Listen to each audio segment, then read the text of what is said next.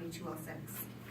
As county social service agencies, we are tasked with the duty and the responsibility as a designee of the Department of Human Services in delivering social services to the citizens of North Dakota. The programs administered by the counties are federal and state programs administered in compliance with federal law and state policy. Examples of the core programming delivered by county social services include children and family services, which includes child protective services, foster care case management, early childhood licensing, foster care licensing, and related services. We also operate economic assistance programs. We do determination for Medicaid, Medicaid expansion, child care assistance, the SNAP program, the low income heating assistance program, TANF, county general assistance, indigent burial programs, and other income-based public assistance programs.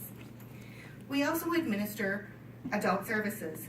We make determination of SPED, expanded SPED, and waivered services for their eligibility, and coordinate social work case management services for those in need. In addition, counties may provide a provision of agency QSP services or qualified service providers, providing direct supportive services to the elderly and disabled citizens in their homes. North Dakota County Social Service Agencies have a strong history of accurate, timely, and effective delivery of social service programming to North Dakota citizens. And this is evidenced by the performance on federal and state reviews, audits, and through federal awards. We are very proud of the services that we provide to North Dakota vulnerable citizens as we strive to meet our community's need. Senate Bill 2206 would allow counties to continue to provide quality local services to North Dakota citizens. At the same time, Senate Bill 2206 recognized the fiscal burden that the administration of social services has upon property tax. I would agree that property tax is not the best fit for this type of service. However, it's imperative that services be accessible and delivered near our vulnerable citizens. Therefore, it's my belief that county social service financing can be a successful part of property tax reform as long as there is a balance between local service, local responsiveness, accountability, innovation, and funding. By shifting the burden of the administrative costs associated with county provision of the state and federal social service programs, a long-lasting property tax reform can be provided. A reimbursement formula based on caseload will reimburse counties for service provision. This will fund counties for actual services provided. In essence, Senate Bill 2206 is a block grant to counties to administer local services. Each county will have the responsibility and duty to operate and provide services within the parameters of their fiscal distribution. In addition, through semi-annual payments to counties, it would eliminate duplicate transactions between the Department of Human Services and counties.